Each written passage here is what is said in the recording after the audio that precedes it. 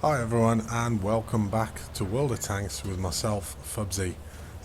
Great to be back, healthy again, touch wood, over my chest infection, cold / man flu and everything else. And also back from my holiday to Poland.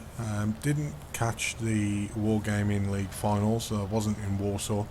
I was just over visiting some family, but thoroughly enjoyed the time there as well.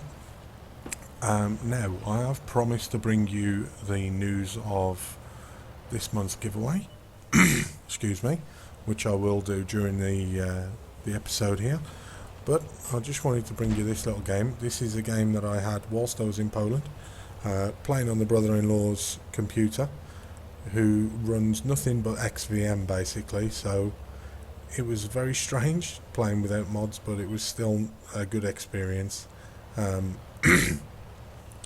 One of the interesting things he did, which I've tried since I come back, is his mouse settings are a lot slower than mine, so it was kind of hard to adjust to.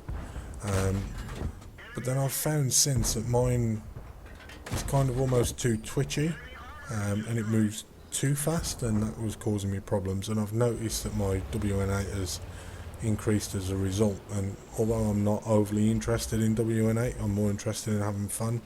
Obviously the better you're doing, the more fun you tend to have anyway. So it's something I'd suggest maybe have a play with. Try your mouse speed.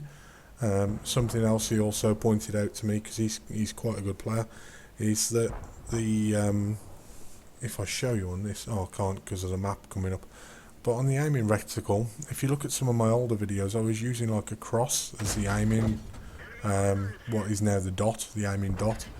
And he was just saying that basically the dot helps you to be a little bit more precise as well, in his opinion, just because it's smaller and you put it exactly where you want it.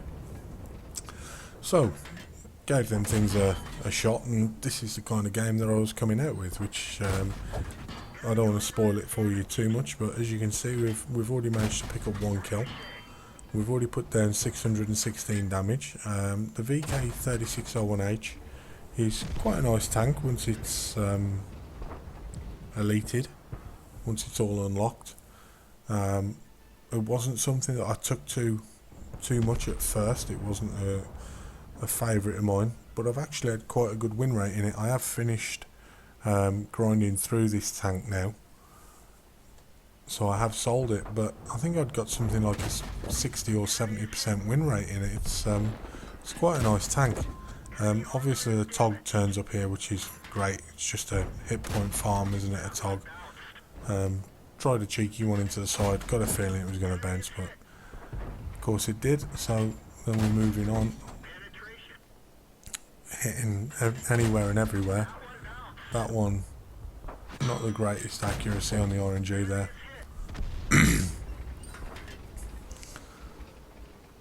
So we're now up to just under 1,300 HP of damage, and as you can see, we're pushing forward. And again, this is all done without any mods, because I do normally use a couple of things. Jimbo's gun sights, which obviously you can see on the screen I'm not using at the moment. It's something I've taken off. Whether or not that's helping my game or not, I don't know, but it was something that he hadn't got, and I noticed an increase in my w-uni whilst I was there, so I decided to run without mods as much as I possibly could, or without anything that really affects too much. So I've got the carousel, I've got the G mod for the RE, the one that won the Wargaming Mod of the Year award. And I think probably as soon as they implement that in the game themselves, I might even just scrap mods altogether. It'd be nice if they introduced more of a carousel, like you get in some of the mod packs as well. As you can see there, I'm just trying to put in a shot without getting one in return, or without offering a shot in return. Aiming for weak spots like the machine gun ports. Generally with tanks, if you're not sure where weak spots are, look for something that just looks like it's not a normal piece of armour. So viewports, machine gun ports. As you can see there's a machine gun port on the front, there's a little viewport as well. You know, anything that isn't a normal piece of armour is generally a weaker spot in the armour. Again, then we're just pushing around. 2 kills, 1841 on the damage so far. Unfortunately, the arty gets taken out just before we fire. And pushing down now into the VK. We have only got 179 hit points left, so trying to be careful as best I can. And as you can see me going for the tracking shot there, and that is so that I get any extra damage for assisted damage, but more because I want to try and hold him in place, stop him reversing and being able to put a shot into me, or being able to pull forward into cover himself. So just working on his tracks a little bit and then trying to keep myself safe at the same time. And this VK3601H has got a great rate of fire. So again, now we're up to 2,230 damage plus all the assisted damage that we've done, and we're pushing forwards towards the enemy spawn. Not interested in capping, and as you can see from the other mod that I've got on here, we have already secured a high caliber. Not exactly sure how that one works, if I'm honest, but it's nice that it shows you what you're looking for a high caliber, because high caliber is generally a good indication of how close you are to an ace tanker as well. I don't think I've ever done an ace tanker that didn't have a high caliber in it, so it's one that I think you need to kind of secure on the way to getting an ace tanker. As you can see then, we've now made it up to 2,396, so nearly 2,400 damage, which in a tier 6 game is not bad. We've secured 3 kills, and we've found the last remaining player, who is camping at the very, very back in A0, tail between his legs, and I will speed this up for you. So as you can see, we don't manage to get there.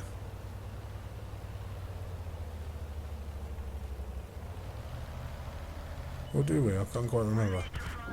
No, we don't quite manage to get there. So I hope you've enjoyed that one, and let's take a look at the endgame screen. Okay, so as you can see, it was an ace tanker, it was a high caliber. We also picked up a sharpshooter.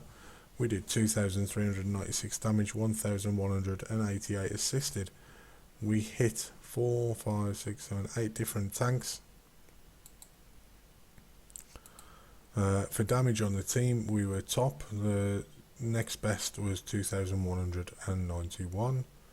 On the enemy team, 1,735. And obviously for XP, we were one of the top ones as well.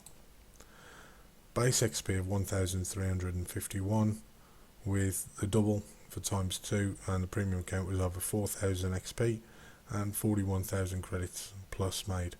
35 fired, 29 hit, 19 penetrated. So just a quick one then for what the giveaway is going to be. I'm going to give away the M4190 or whatever it is, the new light tank, the tier 8 premium. It's the first tier 8 premium giveaway that I'm going to have done, so I hope you're going to support me with this. If you can like this video, leave a comment, and as long as you're subscribed, and then I will pick a winner just before the end of the month, because the tank goes off sale on the 30th. So good luck to you. Get your likes, your subscribes and your shares and comments and everything else in, and fingers crossed for you. You might be getting a nice shiny tier 8 premium come the end of the month. Until next time, I'm Fubzy signing off. Take care.